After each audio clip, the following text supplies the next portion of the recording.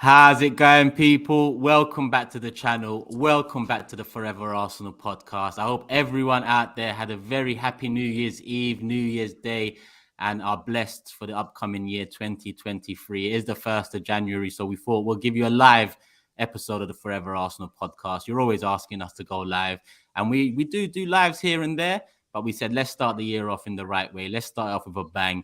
Arsenal did their job. So we're doing our job tonight. Make sure you hit the like button first and foremost, people. Show the video some love and make sure you engage with us in the chat. I can see the chat best in the world said it's live. It is live. I can see the chat right there. So yeah, big up everyone that's tuning in live. Hit the like button, engage with us.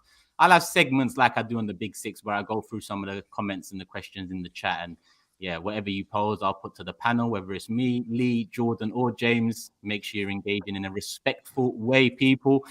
And yeah, Arsenal got the job done. But first and foremost, Lee, you good, yeah? Because I know you was ill over the last few days and you nearly didn't make this one. Yeah, I've been terrible. I've been a bit like you, Turkish. Been in bed, like, you know what I mean. So I haven't been able to get out of bed for the last few days, you know. So you're not that ill then, throwing shade. Well, I tell you, like, do you know what? Like yesterday, I was so, you know, when Arsenal went 1-0 up. Yeah, I couldn't even cheer because I was that ill, like laying there, like, do you know what I mean? So I've been really, really rough. So that shows you how bad it was. But I've picked up a little bit over the last few days, I've got to say. So yeah, so I'm a little bit better. But I'm worried about Tuesday. Like, if it was Tuesday now, I won't be able to go. So fingers crossed, I'll pick up in the next couple of days, like, you know. So. Yeah. Bless your heart, you must have been really ill to have not celebrated just because of how quick the start was. And, you know, we came flying out the blocks. You know, City had just dropped points, as had Newcastle. I saw the Arsenal players in a huddle. I know what they'll be saying to each other: fast start, be concentrated. You know, there's an opportunity here, but don't get caught up in it, blah, blah. 66 seconds later, Arsenal 1-0 up. I mean, it was like, I think we all just lost it a little bit because it was just like the relief was there immediately. Incredible weekend, James. Saturday was just incredible. Like, I was sort of like laying there listening to the radio because I couldn't be bothered to go downstairs, and you know, then you're obviously thinking, like, with 20 minutes to go, Manchester City, you're going to score. You just thought it, like, no, I don't know how you're feeling, but I feel like this is going to the last two. I know I'm a bit of a doom and gloom merchant, but I'm thinking, like, you wait. They're both teams are, like, Newcastle and Man City are going to score in the last minute and we're going to lose at Brighton, you know what I mean? Make my bloody day, that will, like, you know. But it didn't turn out like that. It turned out for me a very, very good day. And I managed to, my skyline, you can see London from where I am, like, you know. So I sat there at 12 o'clock watching the old fireworks and on my own, you know what I mean? So I don't want you all not feeling sorry for me, though, you know what I mean? So, yeah, so, but listen, it's been a great weekend, guys. It's been a great weekend as far as football's concerned. Can we start just before the weekend? Because it was a great few days leading up to the weekend too. Obviously, I was on trial, no? No. Yeah, let's get to that, actually. I was on trial. I don't really. I think that's what made me ill. I think that's what turned me. It really did. Like, you know, disgusting. That's Shiroy. As it happens, I'm gonna make a confession now. I've been right as rain, but I heard he was on the watch along, so I pulled a ciggy. I'm disgusted. All right. So if you're a regular watcher of the show, you would have seen the last episode, people, and it was recorded slightly late, 20 or so minutes late, due to me waking up a bit late. You know, putting my alarm on snooze. Jordan's shaking his head. I don't know. 20 or so minutes. 20 or so. Way of saying an hour. Yeah, I think it was near to an hour. Yeah. I don't know about 40. that. 40. It was 40. There have been ones that he hasn't turned now. up to. Yeah, there have been other shows that he hasn't turned up to, which wasn't put in the evidence, by the way. You know what I mean? I remember one when we was doing it 8 o'clock. At 9:30, we all give up. And we had to come back at 12 o'clock at night and do it, like. But that was taken from the evidence of old Shiroy. Shiroy, I'll tell you what, when I get Kilroy, I'm going to call him.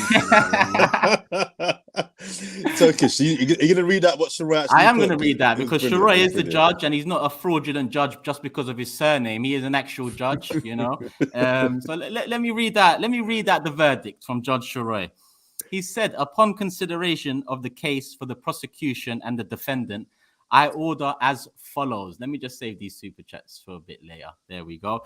1. It is no secret that Mr. Turkish LDN is a repeat offender.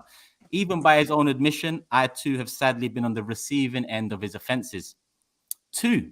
However, it must be said that the law at the time of the offences did not involve any points deductions, and as such, he cannot be said to have appreciated the consequences of his actions at all material times. 3. Given the gravity and the frequency of the offences, it is clear that there is see this word here, this is why he's a judge, a lacuna in the law as it stands, and as such, I am as of today altering the law. Verdict. For his historic offences, Mr. Turkish LDN must publicly apologise to all his victims. Going forward, all panellists will agree to a points deduction for tardiness to be determined in light of the gravity of the offence. The forfeit shall be 1 point for each 20-minute period that they are late, to be capped at 3 points. If their tardiness exceeds 60 minutes from the agreed start time, they shall not only be deducted 3 points, bracket 1 for each 20-minute period, but also forego their turn at entering a prediction for that particular week. There is no right of appeal pertaining to this decision by order of Judge Shiroy. Shocking. I will say that is, that's a bus case. Bus case. Bring out the champagne.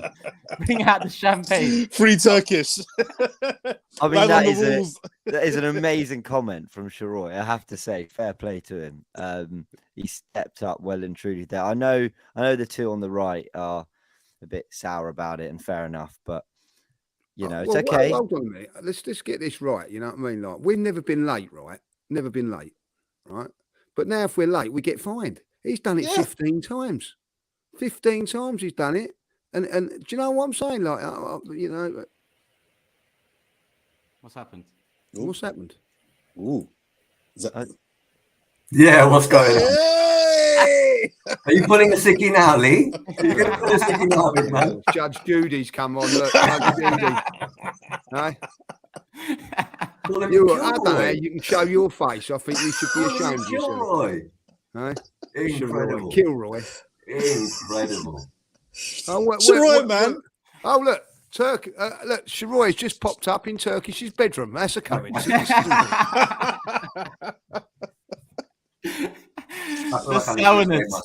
feel like I need to explain myself here.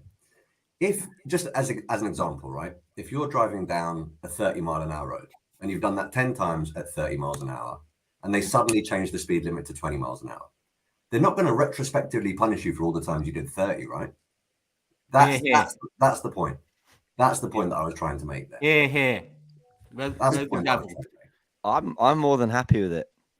And I'd like you to remember that I backed you in case I ever, cause any offence. And trial. See, exactly. See, this is disproportionately against myself and Lee because we're the early risers, so we're never going to be late.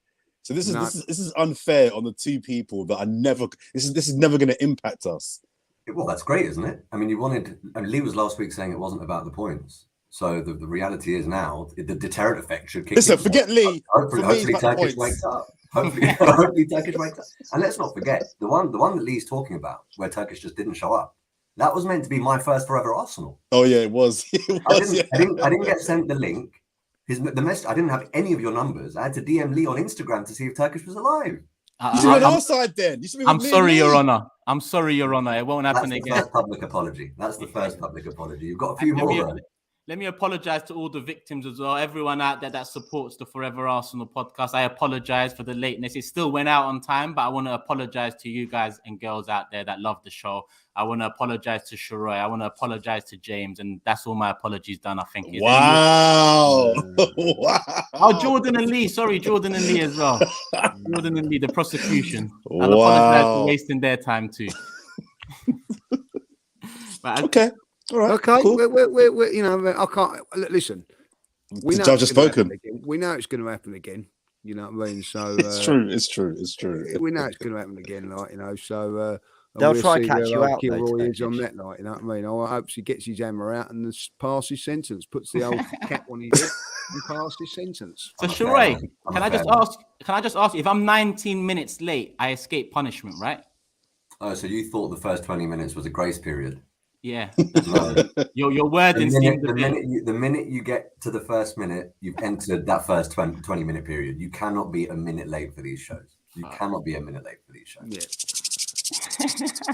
Come on, Jordan, that doesn't mean just opening your video without a camera on about 5 minutes early. You need to have your camera on ready to go, yeah? Because you do that quite often. I'll be good. I'll be good from now on. I need some points.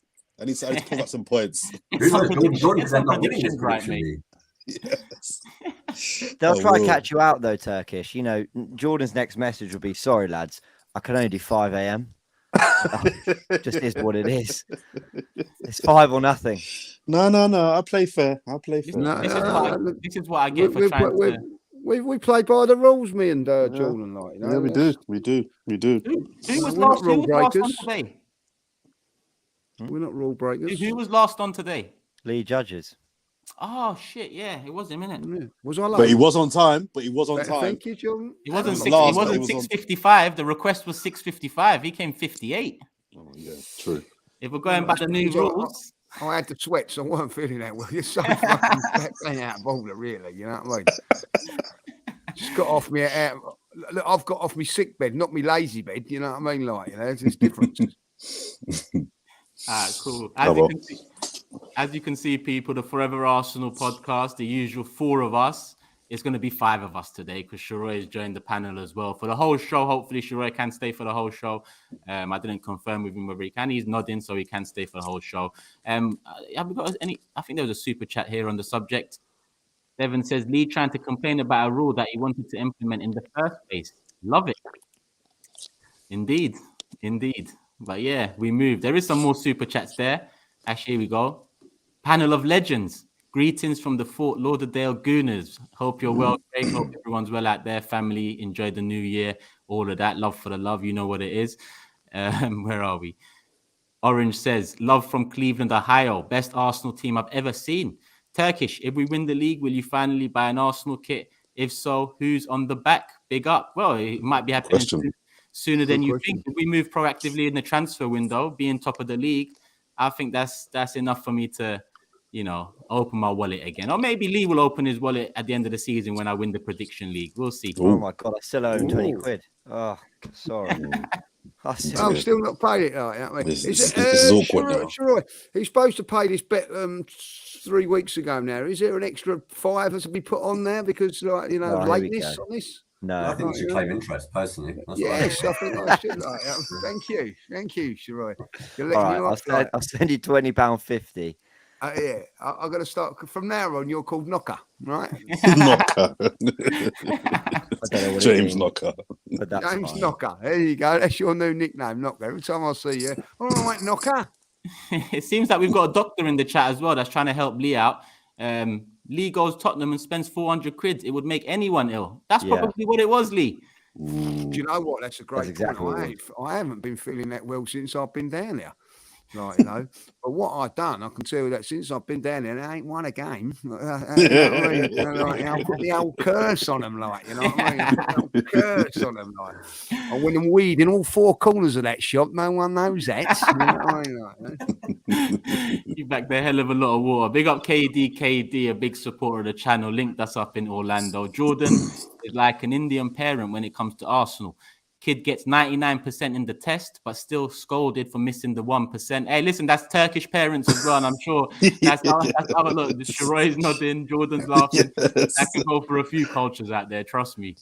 He says, big up you guys. Hope you're well, KD. Hope you enjoy. Big up, KD. Zamir says, if you're in the UK, it's 2023. If you're in the USA, it's 2023. But if you're in Tottenham and Chelsea, it's 1961. Ouch. Still reeling. And I'm hearing that Toby's over on his channel crying because Usman said he had to switch over from Toby's crying to tune in. I am doing Big Six later, but let's get into it. Fourever Arsenal is here. We're live. We're already 15 minutes in. Make sure you have hit the like button already. I'm going to get the super chats in as we go through, but we start at the top. And we're top by 7 points now. Surprisingly, Man City and Newcastle both ended in draws at home to Everton and Leeds, respectively. 1-1 Man City and 0-0 Newcastle. And we got the job done at Brighton. Another difficult away ground. Pretty much light work. Obviously, if that third goal that was disallowed wasn't disallowed, then it might not have been that much, considered light work, but it was disallowed and we just got the job done in the end. But yeah, who should we start with? Shiroy, as a special guest appearance, let's start with you. No, you know what, I'm actually curious. I'm actually curious to see what Lee and Jordan make of this result. Let's start with those two. The way they're shaking their heads. Do you really want to start with me?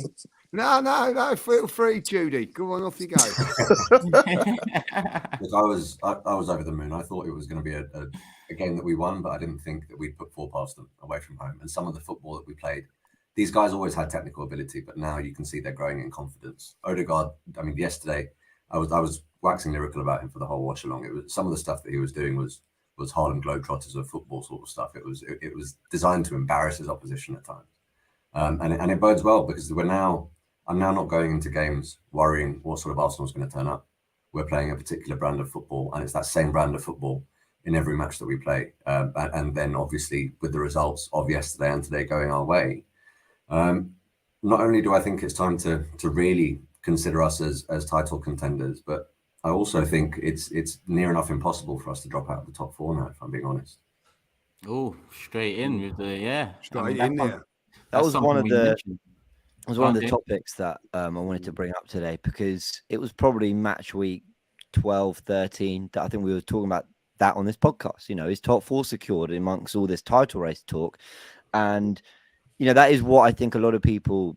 There's some incredibly ambitious Arsenal fans that would have felt, every year we want to challenge for the title, and that's absolutely fine. I think the majority felt that this year was about just cementing our place in the Champions League and seeing a real significant improvement in the team as well en route to securing Champions League football. That was certainly what I had in mind. And we've definitely got that so far. Now, is it secured? Can we sit here and confidently say we're playing Champions League football next season? I think, anything can happen. And actually, there are teams that are picking up form, like Man United. I think Liverpool have got quite, maybe 3 wins on the bounce in the league now, whatever. And, they'll be climbing the table and they'll be creeping up. And now there's another contender in Newcastle. So there are more threats, and there are good threats to that place in the top 4. But, it would take an almighty collapse. Forget finishing top 4. No team has had 43 points at this stage in a season and not won the Premier League. That's the stat, guys. No one has ever not won the Premier League from this position. Now, not all of them would have come up against Pep Guardiola and Manchester City, and a Premier League that is, quite frankly, as full of quality as it is now. Julian Lopetegui and Unai Emery are at Wolves and Villa. So there's a lot of work still for Arsenal to do. But I do think it's a fair question. Is top 4 secured now? And if you ask me to bet everything I have on whether we're going to get it or not, I'd be like, absolutely. But of course, anything can happen.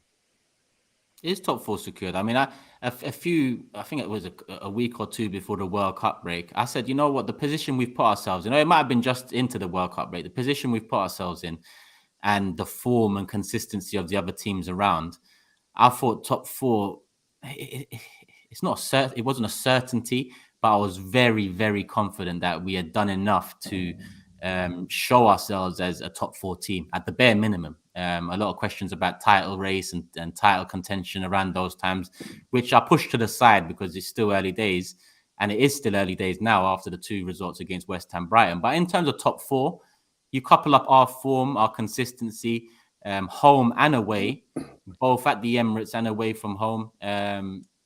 I think that top 4 is a cert now. I can't see us losing it. I really can't. I know we've had seasons in the past where we've collapsed halfway through a season and things haven't really gone the way we thought it would have gone after the first half of the season. But it's a different manager. It's a different mentality.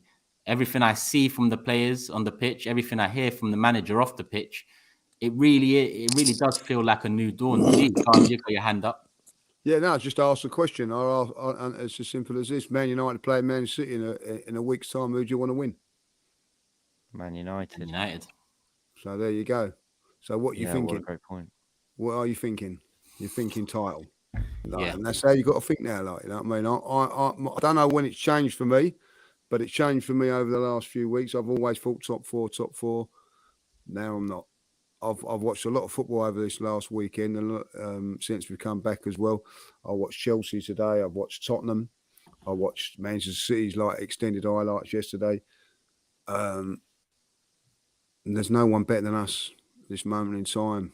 No one. Liverpool versus Leicester was a poor game of football. I watched us yesterday destroy Brighton, and I think for the first time, do you remember? I remember going to Anfield a couple of seasons ago. We was 4-0 down at half time, and Liverpool were playing Manchester City about 3 days later, and it could have been 7 or 8 if we didn't have that. But they took their foot off the gas, and they were looking at the game against Manchester City. We've done exactly that yesterday against Brighton. Changed some substitutions, took our foot off the gas, looking at the next game, and that's where we are now, boys. Yeah, long may it continue. Whether we get to the title or not, that's a different thing. Whether we still might not get top 4, but I can tell you that now. We'd be very, very disappointed if we don't, but we're going for it. And I tell you what, yesterday proved to me, because I've seen Arsenal in the past slip up in a game like Brighton, when teams have dropped points around us and not take advantage of it. Never in doubt. Yeah. Jordan, and I know just before the World Cup break, you said it's still very early to even commit to being confident about top 4. Now we are in the new year, a couple more wins under our belt, a good home win, come back against West Ham, and a solid away win against a good Brighton side. How are you feeling about, we're not talking title, how are you feeling about top 4 and how comfy we are in that position now? I don't think top 4 is secured, but it will be. We'll be playing Champions League football next season. That I'm confident of saying. I wouldn't go as far to say that I think it's banked now, but I don't think we're more than a couple of wins away from. I'm just being serious. Lee, you just literally said, Lee, anything could happen. But that's me saying it. When you say it, it all goes tits up. Oh, double standards, is it? Oh, when I say I get heat. I'm not concerned about getting top 4, because I think we will. Whether we've got it now or 2 or 3 more wins, we'll get it. So that for me isn't really a worry about mine. On talking about the title now, I think the discussion has to be now, what are the things that could stop us winning the league? So let's go through the things that come May, we look at and think, that went wrong. Okay, a long list of injuries that happen to key players. That could happen. City go on one of their insane 16 game-winning runs, and we drop points with some draws and a couple of defeats. That could happen. A massive loss in confidence, a crisis of confidence amongst the team internally. Okay, I can't see it, but that's a reason that could happen. Beyond that, I can't think of any other reason as to why Arsenal won't be Premier League champions in May. Now, let me be clear. I'm not saying that Arsenal are going to win the Premier League. I'm just saying that we're at the point now where we're not looking for reasons why we could be champions. We're looking for reasons now, well, why couldn't we? What are the things that could stop us winning this Premier League title? And those are the only 3 things. Crazy injuries, City win pretty much every single game, or the team just have a real freakish collapse in confidence, and we just literally can't kick a ball anymore, and we lose our way. This is not me saying this next point to be contrary. I know a lot of people in the comments are going to say, "Oh, Jordan being negative." Here we go. But here we go. I actually still think that Man City. Happy New Year. New year, same old Jordan. I actually still think that Man City are still the favourites for the Premier League. I do. I think they're still the favourites to win this Premier League title. We were talking on the last podcast. I think it was James talking about winning the title possibly. And the minute I watched the game against Brighton, and a graphic came up on the screen about games played. There are 38 games to play in this Premier League. We are not even into the 20s yet. We're not even into the high teens. There's so many games still to play. I just think I hear a lot of Arsenal fans getting excited, and rightfully so. We have been done down so bad for 2 decades. So when we win games, when the times are good, enjoy your football team, enjoy the wins. I have no issue with Arsenal fans being excited. But me personally, maybe it's the miserable gene in me, but I'm just very much staying calm because I've been on this rodeo before. There's plenty of games still to play. There's a lot of games still to go. And the reason why I would still put, if I was a neutral, City as the favourites is because do not underestimate the power of having done it before. Manchester City have chased down bigger leads than this against better teams than Arsenal. The Liverpool team they chased down 4 or 5 years ago was a better team than this Arsenal team. And they caught them with a bigger lead. So City are going through a bit of a weird period. Are Man City a better team than that? That's the thing. A fair question. That's a fair question. That is a fair question. That's I a very agree good with question. you. Man City are favourites, and Man City can still catch us, but Man City are not the team that they want. That is very true. That is very, very true. So here's 2 things that I learned really yesterday that I hadn't really kind of seen yet in this season in particular. Now I know Man City dropped points at home to Brentford, but dropping points then at home again to Everton. We're seeing City actually, they're losing ground, but not in the games you'd expect them to. Now, actually, when they won the title in 18-19, I remember they lost some weird games like Palace at home and games you didn't expect them to lose. But they've got a really horrible January to come. They've got to play us twice, although that could be a bad thing for, we'll explore that near the time. But they're not losing. They haven't just gone to Old Trafford and the Bridge and lost. Actually, they've still got those trips to come and they're 7 points behind. So that is one aspect of the title race I didn't expect, that City would be giving us all these kind of cheap points and cheap leads because they've just not been at it. They've dropped really silly points. But the other thing I saw yesterday, and I know that we're going to spend a lot of this podcast talking about all the brilliant things Arsenal did, and rightly so.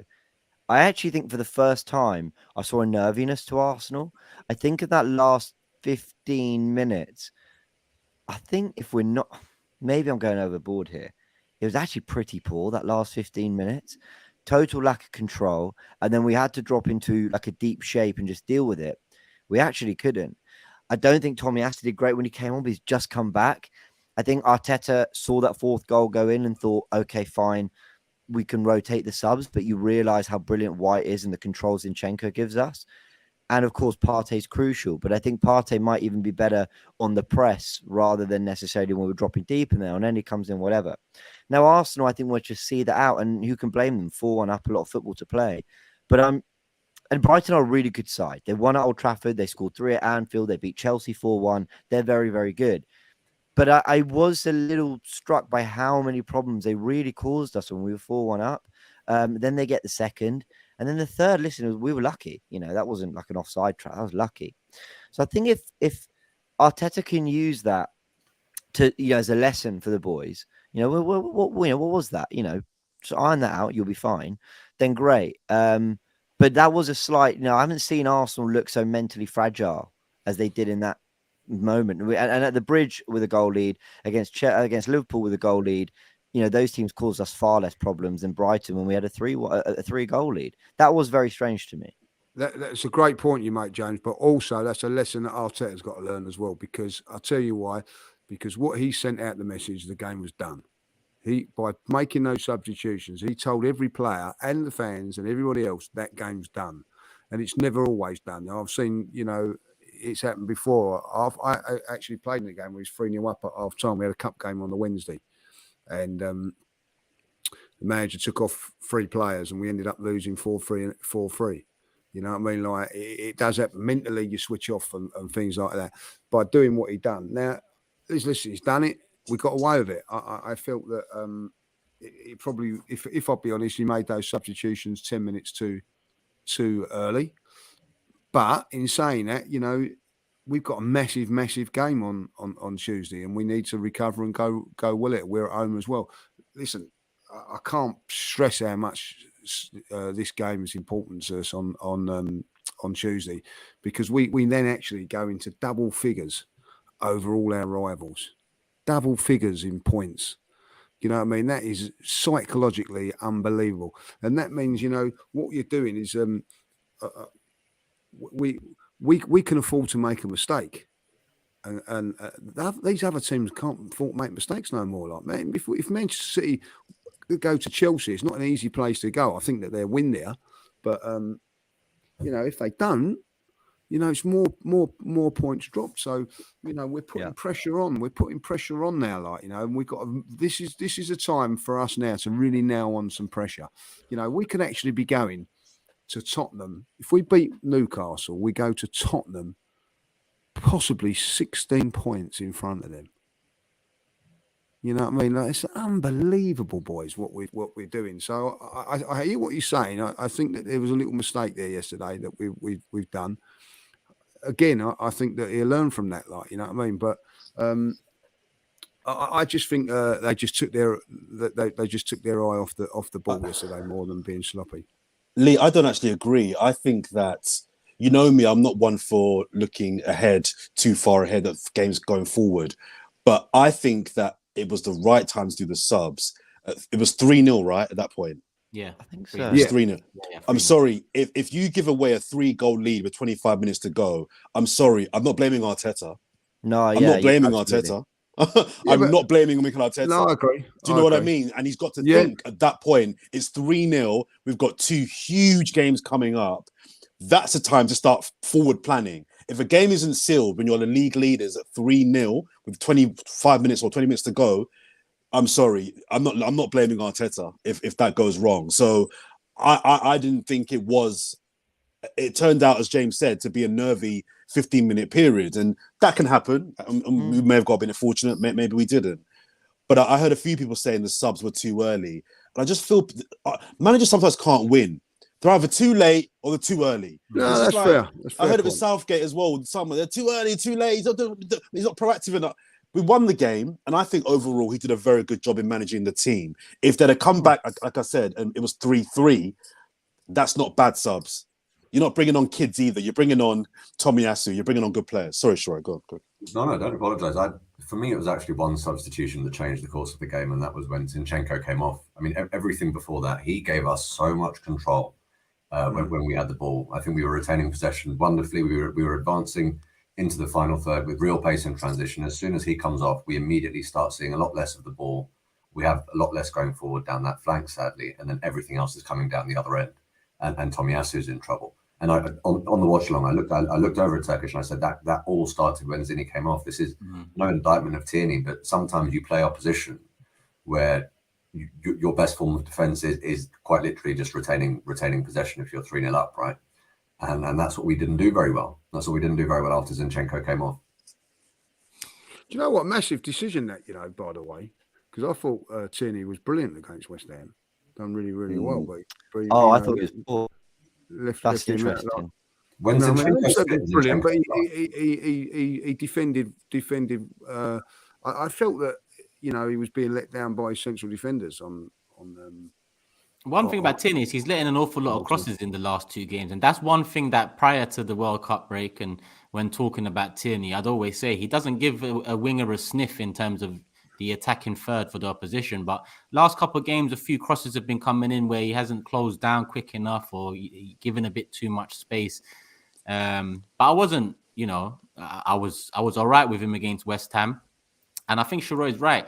I think that substitution, it changes the shape of the team.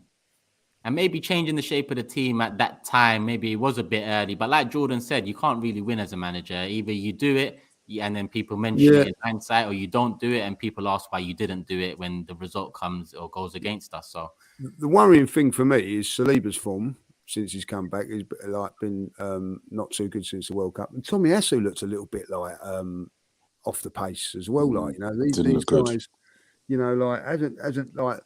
What worries me about Saliba is I don't know if it's a little bit of loss of confidence or whatever, because he got into the World Cup fantastic. I think going into the French team and not being played and not getting no minutes and all that might have knocked him a little bit. He's come back. He's not been quite the same. I think he'll get back into it. Don't get me wrong, but I was a little bit worried about Tomiyasu when he came on, because when Tommy comes on, I think like, wow, he's a great defender. He was before the World Cup, by the way. He was playing in the left back position, wasn't he? He was playing regular. look very, very off the pace, you know. So hopefully, like, I think maybe that's why I wanted to get him on there, because he probably knows he's a little bit rusty. You know, we're going to need these players, you know. So Oxford's going to be an important game for us now, because we can get some minutes for some of these players and get rid of that little bit of rustiness. Yeah. Can I just go back to a point that, sorry, Turkish, that James and Lee both made? Lee made a point about the lead we've got, and I agree with him. What we have to do is protect the buffer. We have got a nice buffer at the moment. And for me, we have to keep that 7-point buffer for as long as possible. We have to really look at, I know it's a cliche, one game at a time, but what we did on the weekend should not be overlooked. Two of our rivals drop points, and we beat a team away from home against a team that we don't have a great record against. So we need to protect that buffer, because we're going to need it. Because City will come. City will come. So protect the buffer is key. And James mentioned about fixtures. And there's been a lot of talk about Arsenal's tough January. And don't get me wrong, it is a tough January. But I looked at other clubs' Januaries as well. They got tough games too. They've got some tough games too. City have got Chelsea twice. Well, Chelsea are rubbish at the moment, but they've got once the cup, once the league. I looked at Newcastle's games. Newcastle's fixtures, they're playing none of the kind of top 6, top 7 teams, but they've got West Ham in there. They need a win. They've got Crystal Palace in there. They're mid-table, but their form has been a bit up and down. There's a couple of teams in the bottom half, so they haven't got necessarily easy games either. So this idea that it's only Arsenal that have got tough games, there's a few teams that have got tough games coming up as well. So I think we should focus on our matches, but also be aware that other teams have tough games too. And the final point I want to make is about our starts. One of the things I've been impressed with Arsenal this year is not only our shape. I love our shape. When we're playing, everyone is in shape and it's hard to break us down. But our starts, we have started every single game this season like a team possessed, which I think is ironic, because them lot down the road, they can't get going until an hour in. But we are starting every single game on fire. That first goal, I think I put it in the group. I typed one of my groups, what's happened to Brighton? Because Brighton froze. I don't know if Brighton just wasn't ready for the intensity of that first minute, I don't know what happened, but it was very unlike Brighton. But the fact that we took advantage of it, I loved it. It was a great finish. Bit of luck in terms of, I think it ricocheted twice before it got to Saka, but the control and the finish was quality. But I'm loving our starts. And people are talking about, Arsenal got Newcastle coming up. Ooh, you got Tottenham coming up. Ooh, trust me, there'll be Tottenham podcasts right now and Newcastle podcasts right now that are saying we got Arsenal. Don't know. They will be shook. They are fearing us. So yes, those are 2 tough games, but let's not go into those games like some punks, because we are on form, we are playing well. I think as long as we can keep on doing what we're doing, I don't see any reason why Newcastle or Spurs, why we can't get 4 points from those 2 games. We're the only team yet to concede a goal in the first 15 minutes of a game. The only team in the league. So as well as starting well on the front foot and attacking third, defensively we've been, head screwed on from the get-go. And I think that speaks volumes for the defense as well. So, Saliba, I think Lee's right. I think a lack of game time over the last 6-7 weeks. I put it down to sharpness because, listen, he's played 2 90-minute games, and I think he was poor for 30 seconds of those combined. And one of those was the West Ham penalty, and the other was the goal conceded against Brighton. Obviously, punished for it, but not necessarily punished come the end of the game. We still got the points, and that gives him the room to breathe. I think that gives us the platform not to dwell on the mistakes too much, and like Gabriel, hope that he puts them behind him and moves forward and forgets about them and improves on them. Because it wasn't so long ago, it was the shoe was on the other foot, and we was all talking about Gabriel's mistakes, and now Gabriel's been solid, and I hope the same for Saliba. Probably just unfortunate he hasn't had much game time.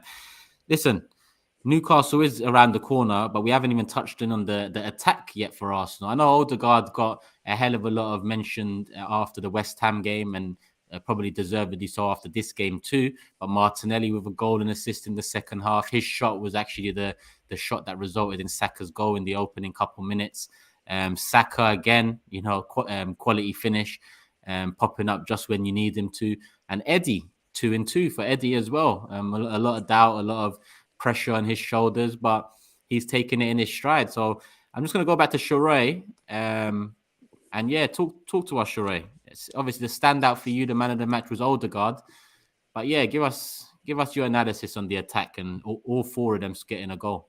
I don't want to regurgitate too much of what I said on my fan cam, but when you lose your star man, Gabriel Jesus, all you can ask for is for the rest of the team to ensure that they sort of do more than just fill his boots, right? And that's exactly what's happening. You've got Saka getting 2 and 2, you've got Martinelli getting 2 and 2, you've got Eddie Nketiah getting 2 and 2, and all of them are scoring relatively different types of goals. Our front four, on Match of the Day, they actually call it front six. It's frightening. It is really, really frightening. Jordan's bang on when he says that we can sit here and talk about what we think about Newcastle and Tottenham, but surely their fans are absolutely bricking it about us being top of the league and coming to them in that sort of form. The attack is seamless, and what I like, there was a bit of criticism in Arteta's early reign about the team being perhaps too rigid and too regimented, and everyone had to be in certain positions or whatever. But that's sort of playing into our hands now, because we know everyone knows where their teammates are. Odegaard doesn't have to look up to know that Martinelli and Saka are going to be darting and making those runs. So Odegaard can play that wonderful ball for the Martinelli goal. Everyone knows where their teammates are, what sorts of runs are going to be made. They are so well drilled, it's almost become second nature now. This really is a well-oiled machine. And that was a particular phase of Arteta's management. But what we're seeing now is the well-oiled machine, but with a bit of flair and confidence. And that's where a lot of my belief comes from, because you're now getting, Eddie Nketiah, the goal that he scored, not this game, but the West Ham one, things like that turn and that instinctive finish. You're getting Odegaard dragging the ball back and putting it through people's legs, 2 weeks in a row. That comes when you have real belief in the fact that you can win. It's a frightening attack, and I feel so privileged to be able to watch it week in, week out. Jordan, Lee, because obviously I spoke to Shiroy and James in the studio. Who was your man of the match after the game? Odegaard or? Yeah, Odegaard. I thought it was fantastic. Yeah. Well, obviously I gave it to Martinelli because I understand giving it to Odegaard. I gave it to him after West Ham, and he probably did deserve it after the Brighton game too. But I think Martinelli as well, very frustrated in the first half. I think Lamptey got the better of him on multiple occasions. But to start the second half, instead of going inside, he went outside, got the shot off, and then Eddie tapped it in. And then the run for the Odegaard pass and the goal and, the finish and so on. So, yeah, Jordan, let's touch in on you first. I think Odegaard probably was the rightful man of the match. I mean, I'm seeing some comparisons with Mesut Ozil, which I just think is so rude. I think it's so rude. Mesut Ozil was one of the most disappointing transfers for me in terms of his time at Arsenal we've ever had. He gave us 2.5 combined great seasons out of 7. And what Odegaard is going to do, I think, by the end of this season, will at least match, if not surpass, Mesut Ozil. I think we're talking about a player that is, forget talking about Mesut Ozil, De Bruyne. I think I asked in the last podcast, is there a better player in that position in the league than Odegaard, bar De Bruyne? I think he's moving into that territory now. So I think Odegaard's pass, and he's just brilliant. I just love him. But the guy that I want to really just flag, who doesn't get talked about, I think, enough, and it's 2 games, I think he's been phenomenal this week for Arsenal. And I still feel he's not our best player, but he's our most important player, was Thomas Partey. Thomas Partey does so much good work. That first goal is because of Partey. I've got a business, and in my business this year, I'm having a meeting with my team about certain objectives. But one of the key things I want to get through to my teams are, do your job. Everyone just do your job. Lee's got a business. I'm sure you're very good with your stuff. Just everyone just do your job, and the business will be fine. Thomas Partey does his job, and that goal was him doing his job. Win the ball, give it away, or give it to a teammate. Just do your job. That's all we need from you. If we lose Thomas Partey, I'm telling you, you will see the impact on our season. It will fall off a cliff. Yeah. He will be a bigger loss than Jesus, Saliba, or Saka. I promise you. I'm really enjoying. I may become a boring old fart. I just love the positional discipline that Partey offers, the athleticism. He's actually got a good passing locker as well. We've seen he's got a shot when he's ready for that as well. But fundamentally, he's the person doing the donkey work in the middle of the park that allows Odegaard to join the front three, that allows Saka and Martinelli to start really high up the pitch and press as they press. I'm telling you, Thomas Partey, we're seeing the player now that I thought we'd signed 2.5, 3 years ago. I'm really enjoying Partey's performance. And finally, Nketiah. Again, Odegaard was better than Nketiah, but let's give the guy some love. That goal was a really good goal in the sense that I'm not sure Jesus scores that goal. I'm not convinced that that's the sort of goal that Jesus scores. So for him to kind of do what he's doing outside the box and his hold-up play, I think is quite good. His runs in behind are good.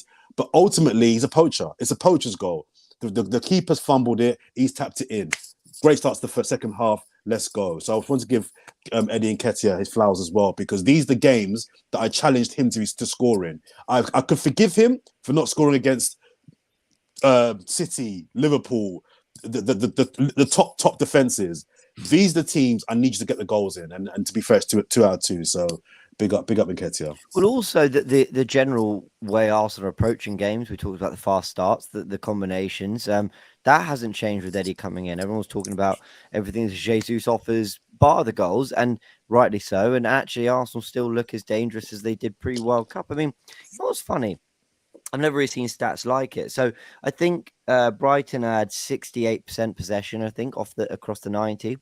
But we had more territory. And I don't even know how territory is fully measured, but I think it's basically how deep your passes are in the other half and shots and what you do in your action areas. I think in that first half, they had something like 4 touches in our penalty area, had 5 in theirs. They had all the ball.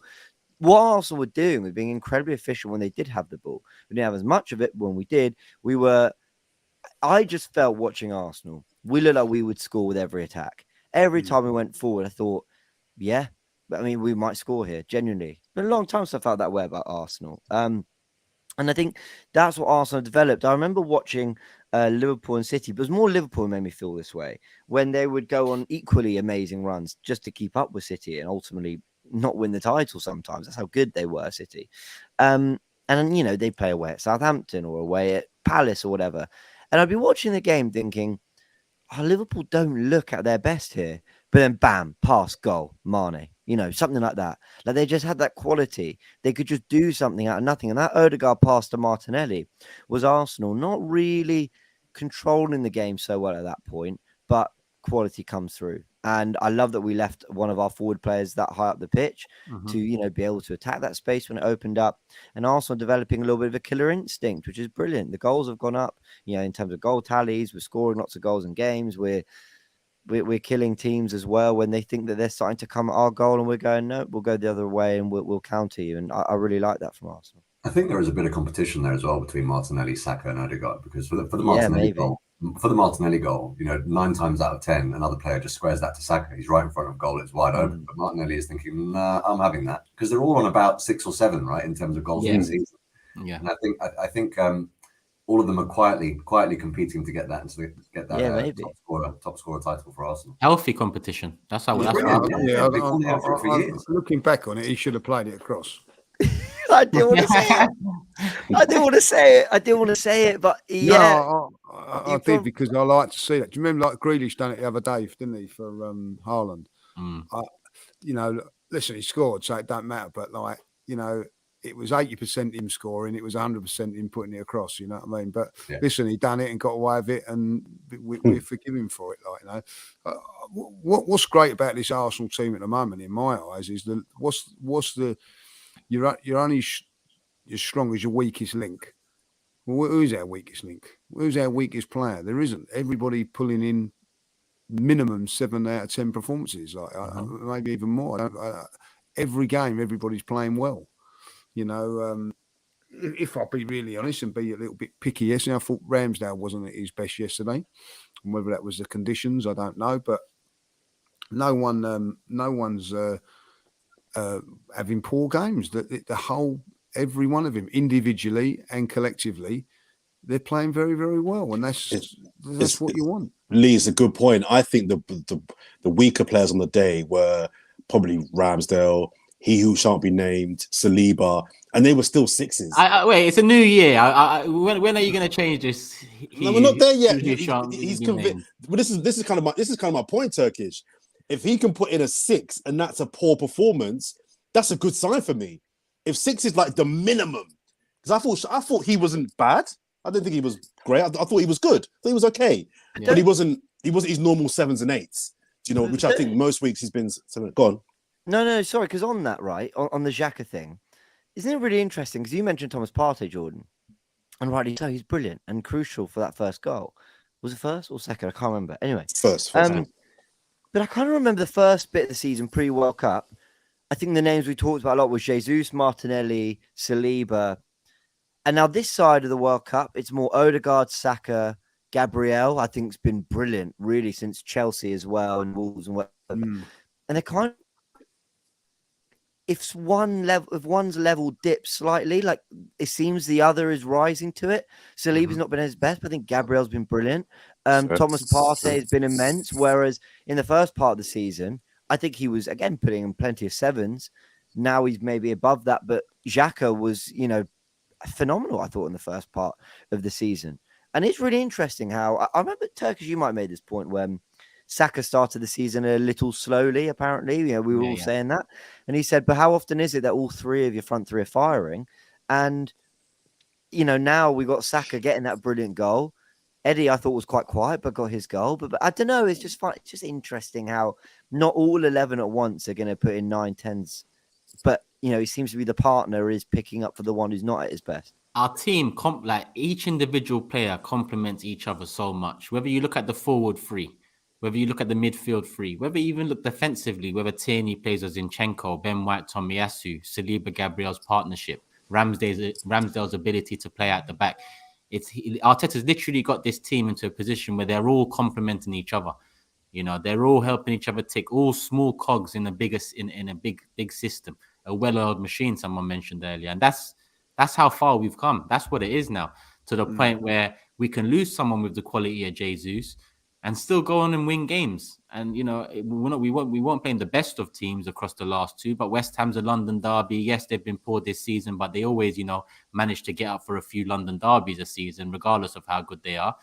And Brighton away is a difficult game for most teams. I'm sure Brighton will be taking points of other big six sides throughout the rest of the season. So for they us, already have. Yeah, but moving forward even more. So a 4-2 win, can't complain. I'm looking at the time here, 50 minutes in, and usually it is an hour pod. So I want to kind of keep it moving and get the super chats in and then move on to Newcastle a bit and have a little talk about that. I hope everyone doesn't mind. But Jason's got a couple super chats here. First one says, Happy New Year from New Jersey. I'm excited for this new year. Appreciate all of the great content, guys. Love for the love, Jason. And he adds, I really enjoyed how we played for most of the game. Even though Brighton had most of the possession, we still looked in control. Our low block was solid. Yeah, till the last 15. But yeah, I agree. I thought largely, and actually, while Arsenal are so they're praised for their pressing at the moment, a lot of West Ham fans are talking about that after that game. I actually thought in the Brighton game, we dropped into a sort of a deep block quite often, quite early in that game. So we are managing different games in different ways, different phases. Yeah.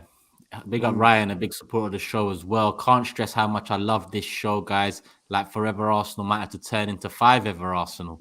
Turkish. Happy New Year, guys. Wicked panel. Right. You got to put in more than £4.50, mate, to make that happen, mate. You got to double it at least. You got to double it at least, mate. At least. Come on. But they'll be calling for him to swap with you again, John. Somebody said earlier on, how have they got Shiroy's replacement and Shiroy on the same show? Cornelia says, everybody drop points. We're top of the league and I'm buzzing. I love your swagger, especially yours, Lee. Big up to you all from the Atlanta Gooners. Children's a little question there. Hope you're good, Cornelius. Premod says, Saka, Saliba, Kane on 4 yellows. I can see at least one of Kane. Yeah, but he's in the North London derby. Saka, Saliba, Kane on 4 yellows. I can see at least one of our players getting yellow and missing Spurs.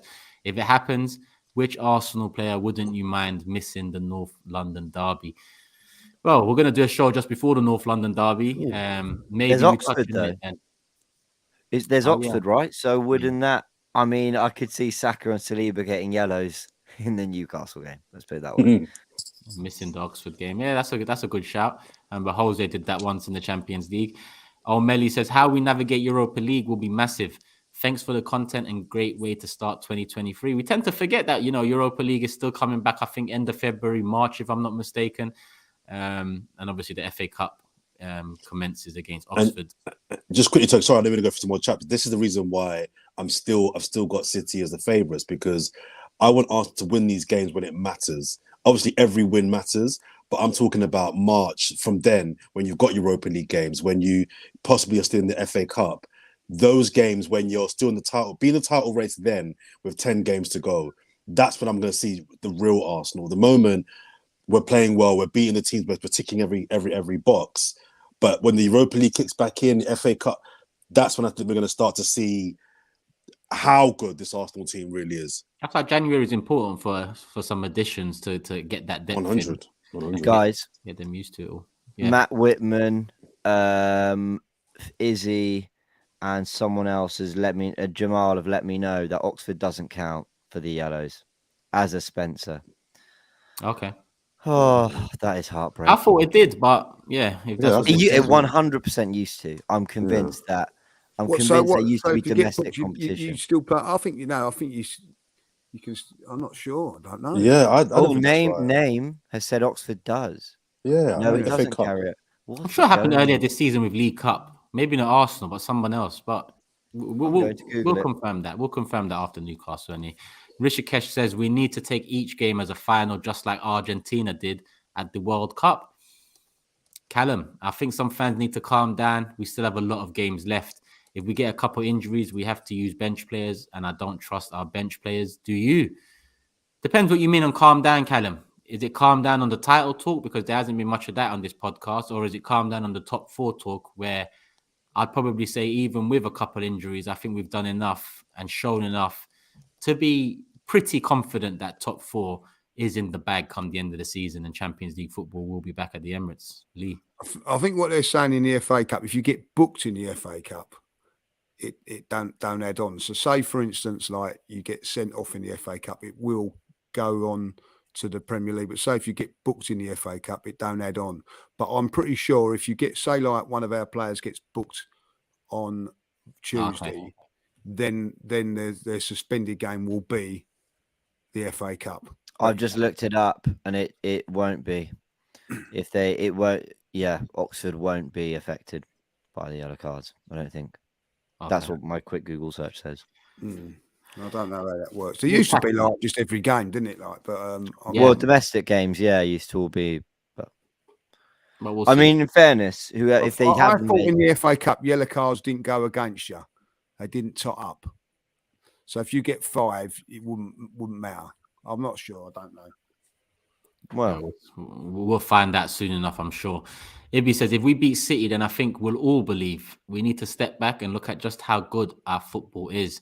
From 2021 to this, just take it in. Yeah, there's a lot to take in from 2021 to what we're seeing now for sure, Ibby. But I hope you're enjoying. Dave Jordan in the building. Can Lee stop calling Arteta a lucky manager now? Just because the board saw the good work behind the scenes and didn't listen to the reactionary fans doesn't make him lucky. When was the last time I called him lucky? People have that stuff in the back pocket, I'm telling you. I know, like, you know what I mean? Like, I still, listen, he is a lucky man, but a bloody good, talented one as well. He's done the business. There's no two ways about that. And I have to say, if you've not convinced by him now, listen, it's always about results, isn't it? I don't care what anybody says. You know what I mean? Like, and Mikel is doing the business. End of. Dave says you said it last week. Is this true? No, I don't think that I did. We might have to get Shiroy involved. Judge, what's going on, Shiroy? I think in Lee's defence, the only time he refers to Arteta as lucky is because of the notion that he perhaps ought to have lost his job when we had that horrible run in November and December, when we couldn't buy a win, right? And Lee's point there was always, look, most other clubs would have sacked their manager then. So he's fortunate to be given the opportunity to do what he is now doing.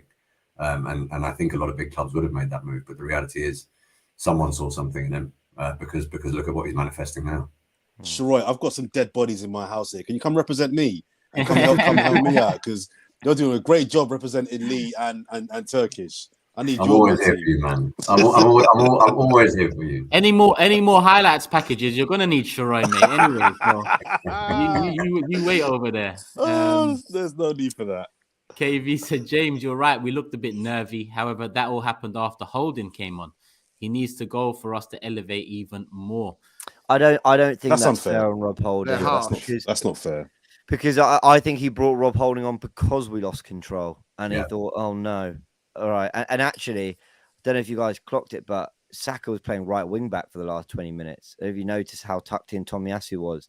And he kind of left Martinelli up, which we saw with the counter attack, but it was Saka who's dropping really deep, probably because Matoma was just causing absolute havoc. So, I don't think it's fair to put down Rob Holding personally. 433 says, question to the panel. Is this your favorite Arsenal team since the Invincibles? Big up the show. Yeah. Yeah. Yeah, by a mile, Yeah. Yeah, I mean, I miss Mustafi and Kolasinac, but other than that, the only one I can really remember fondly is the Fabregas, Hele, Brzezinski era. But even then, from top to bottom, our defense was trash in that team. Yeah, that's we had man like Giroud in defense and Senderos. This is the best defense we've had since the Invincibles. Without a doubt. Can I just better? Dave maybe. Jordan, can I just say, he says he's got receipts. He says he's got receipts of me ranting about appointing a set piece coach, Nicholas Yeovil. When have I ever moaned? Oh, yeah, I remember that. Yeah, oh, stop it. Yeah, I do recall that as well. You are all full of absolutely no chance. About 2 weeks ago. And moans about a set piece coach. And if I did, I must have been having a really bad day. Who turns up and I listen? I'm not sure about that set piece coach we appointed. Honestly. Izzy. Oh, dear. Izzy says, question for everyone. Does Jesus walk straight back into the 11 if Eddie outscores his current tally with less games? Big up the panel. And Jordan. And Jordan. I just clocked that. That's so rude. Special guest Jordan.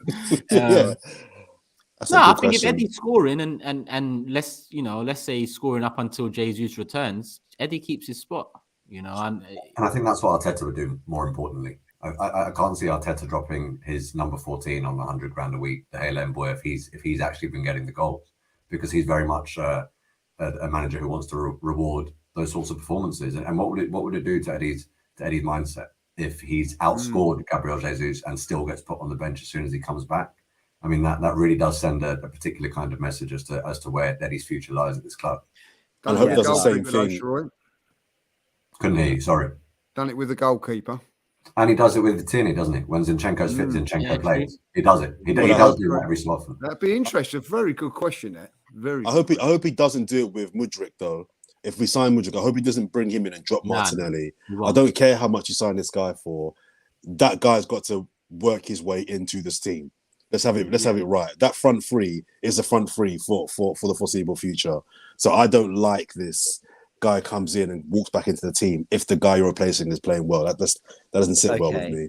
But the one thing Eddie is yet to prove, while these last two games have been really brilliant, is whether his contribution is as impressive when we play Newcastle and when we're away at Tottenham, because Jesus, despite the lack of goals, led the line brilliantly against Liverpool, Spurs, and Chelsea. Really, really well. And his hold up and link up and all that. And sometimes that's not a quality thing; it's a mentality and an experience thing. Mentality is not fair. I think Eddie's mentality is spot on, but I think his experience. Good comeback, that knocker. Well done. I thought you were ill. What do you? It's feeling much better already. Bizzo says Jordan not saying Xhaka's name is like a bitter ex that can't get over it. Damn right. He can't get over it. But I'm not far off. Damn right. I'm not far off. He's getting there. One day Jordan's just gonna say Xhaka's name about 34 times in an hour show, and then you're like gonna be sick of it and ask him. Xhaka's just got to come round in his stockings and suspenders, and Al Jordan will be like, "Oh, hello, Granite. Fancy seeing you here." Big up Max in the building. He said, "Love AFTV, Newcastle, City, Spuds, and Chelsea dropping points. It ain't easy. Turkish, know what I'm talking about. I do. Big dogs get wins against the small teams. Matisse, meltdown, funny, and expressions live stream crumbling like Spurs defense." Big up Max. And yes, it has been a great weekend of football for Arsenal and Arsenal fans.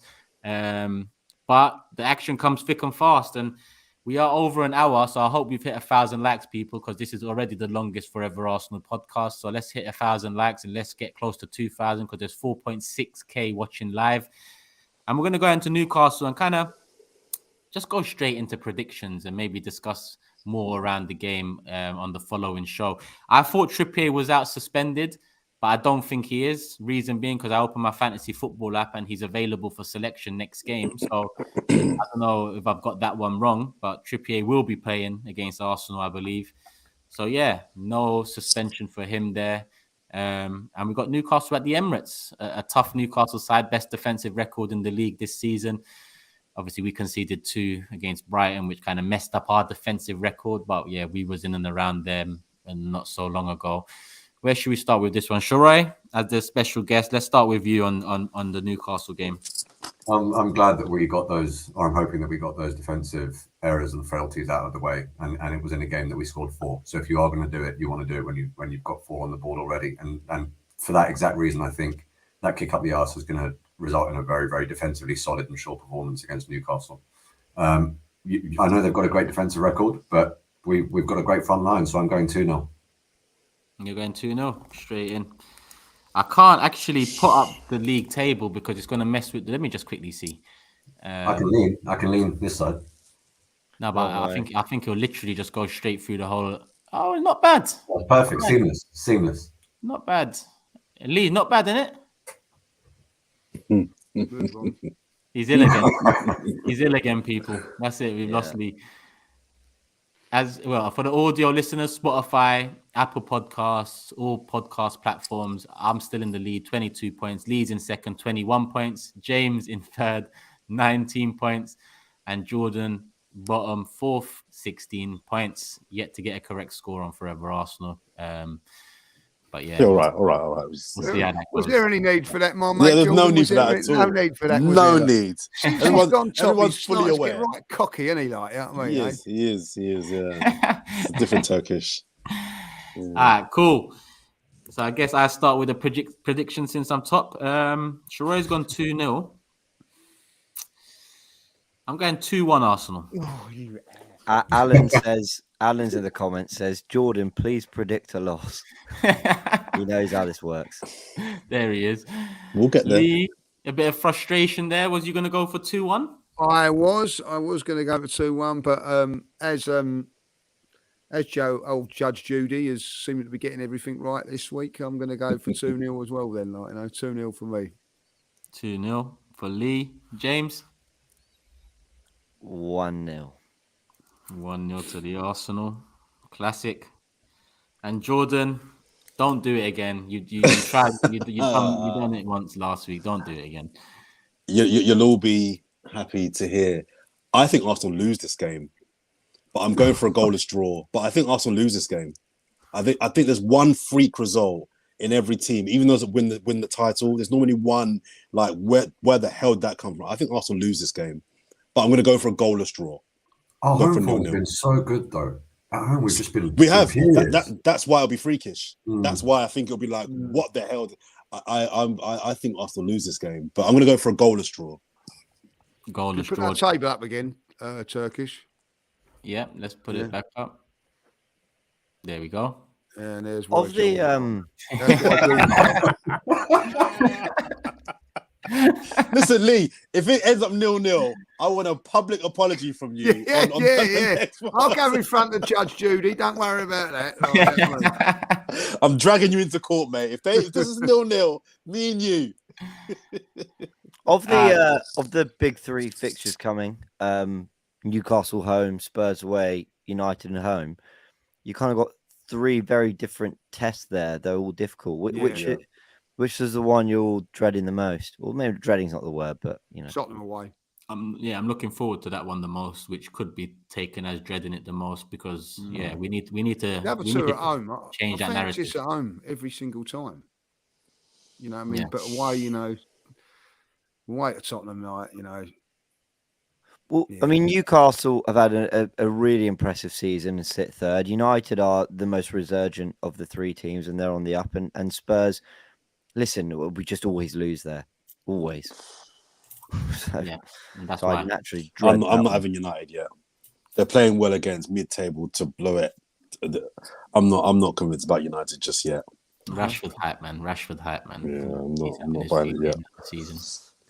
We'll see how that one goes. All predictions are in. Just to round it off, Shiroy's gone with 2-0. I've gone with 2-1 Arsenal. Lee's gone with 2-0. James has gone with 1-0. And a very pessimistic Jordan tonight has gone with a 0-0 Arsenal result against Newcastle at the Emirates. He does think it could be worse, but we know what happens when Jordan thinks one way, it tends to go the other. So someone's paid $5 to say Turkish, deport Jordan. Deport me. Get this negative man out of here. I don't want this juju around the club, especially when he dissed Morocco. Deport me. Like, disagree with me. Say I'm chatting shit, but deport me? And Max is from Australia, so I don't even understand why he wants you out of England, quite frankly. That's harsh. That is harsh. Are we ending with comments of the day? Do we all have a comment that we can read? Because every week we do pick out some comments from the comment section. That's all part of the love and engagement. I've got one here. Well, I've got two, but I'm going to go first. Andrew said, Turkish trying to recycle all of Aubameyang's old excuses. I think Lee might need to take the Arteta route if this podcast is going to show some ambition. Obviously on my lateness. Fair enough. Yeah, of course it is. The judge has spoken, though, and I don't mean judges. Shall I go next? Yeah. I've got one from Lee Judges. What an absolute joke of a decision. Judge Shiroy, more like Judge Bloody Jury. There you go. I saw that one. I did see that one. That's actually Lee's account. That's what's funny about it. What kind of loser comes on a podcast and in the comments of the week section reads his own? Well, the only time I've ever wrote one. I'm knocker. I'm a loser, and you're calling me a knocker. He just sat there going, "Now this is a good one." And then he's whipped it out for the next show. Yeah, that's what I done. I thought, well, listen, I've got authority to put my own one up there, knocker, and that is exactly what I've done. Whatever you like. Go on, who's next? I'll go next. I've got a couple. Got one here that says, a nice one. Was feeling sleepy before opening this pod. So I think my pad out. Sorry, this pod. And my lights just turned on. It's a pleasure watching and listening to you guys. Great stuff. Long may it continue. And then another one that was from I don't know where it's from. And the other one was I wore a t-shirt last week that had I don't rap, don't tell jokes, don't play ball. They said I should change it to I don't rap, I don't play ball, I don't watch the highlights. I thought that was quite funny, that one as well. That was my other one as well. I thought, let me just save it. Pick up yourself. That is good. I did genuinely think Shiroy's comment was the comment of the week. No, by far. The way you broke it down. But I will put forward this one from Matt. Listen, it's all the comments fantastic. He just said things I look out for. Does Lee know he's live? Did Jordan watch the game? And the thing I love about it is I just like there's a really committed audience, guys, that we genuinely all really appreciate. And you guys won't see how often we're in the WhatsApp group sending stuff over to one another and so have you seen this? Have you seen that? Laughing at this, discussing it all. And we really appreciate it. And like little comments like that is, that goes back to a show maybe 2-3 months ago. And, I like that. It kind of, it shows support in a different way. So I appreciate it. Even if it is me, the butt of the jokes, James. But yeah, it's fine. Always. I'll be a team player. I think you missed like one friendly game. And now ever since. One! Yeah, that's it. Did Jordan. There was one Europa actually, I think. But again, we were through or something. Yeah, I think he said something about Tierney didn't play well, and then 20 minutes later, I watched the highlights. He went on a 10-minute analysis of Tierney's underwhelming performance. I didn't watch the game though, but in the 15 seconds I saw, that wasn't Tierney at his best. Shiroy, leave me alone.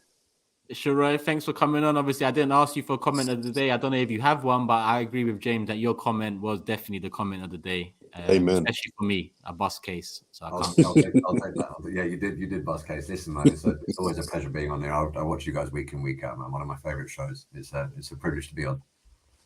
I'm sending that change to you now as well, by the way. The brown envelope's on its way to you now, sure. And thank you for the steak, brother. It was wonderful. My guy, come on. He's been to Salt Bay. Steak and chips. I'll tell you what. I know. Can you choke on it?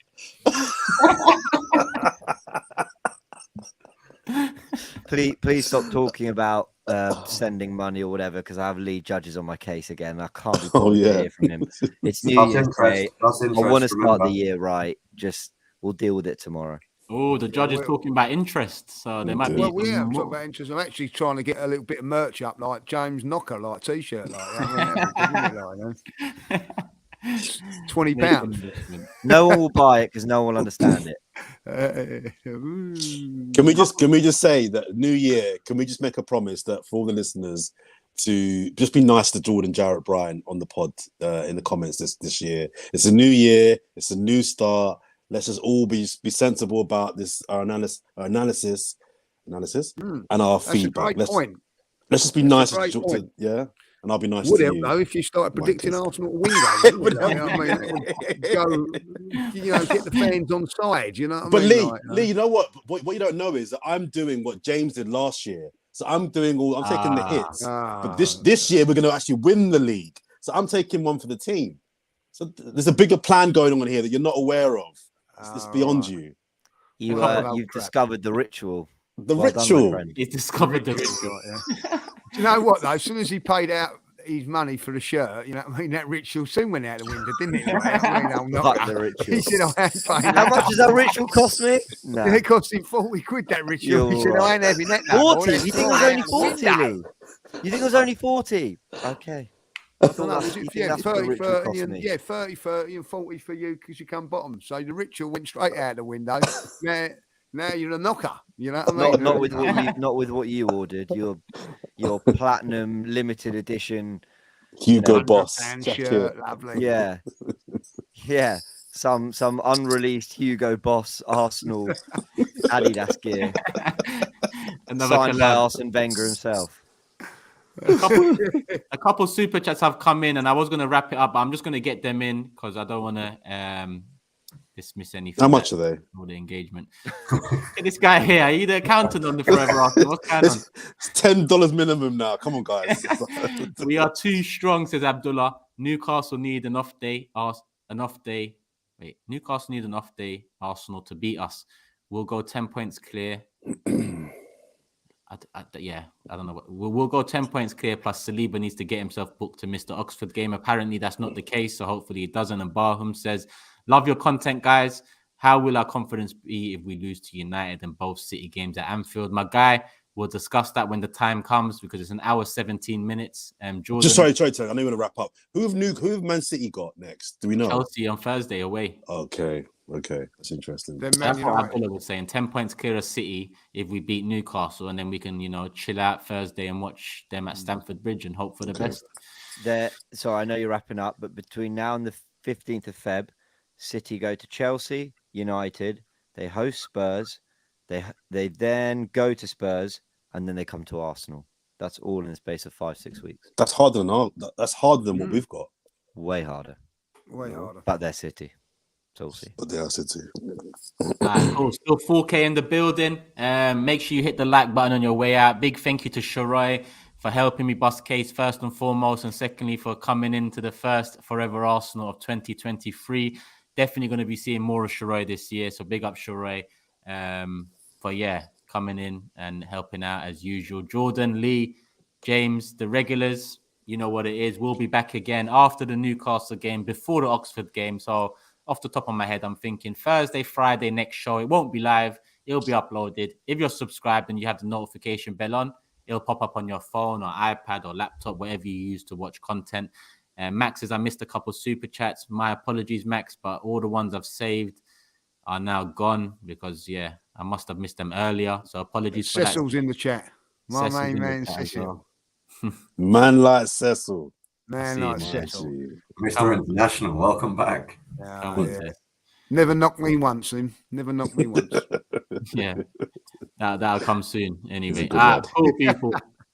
Cool. Hit the like button. Show some love. Comments. Get your comments in so we can get our comments of the day on the next show. Love for the love as always, and hope you have a blessed and happy and productive 2023. People, we're out. Tune into the rest of the content coming thick and fast across this week. Watch along Match Day Live starting 11 Tuesday. And I think James has got, is it tactical tomorrow or not? So I should announce that there is no tactical tomorrow. There will be a kind of double match special after Newcastle. Cool. Yeah. Make sure you look out for that, as well as Bias Show this week, Invincible, another Fourever Arsenal. You know what it is. I'm back at 9 p.m. on my channel for Big Six. So if you're a fan of the Big Six, make sure you're there 9 p.m. people, and we'll keep it moving.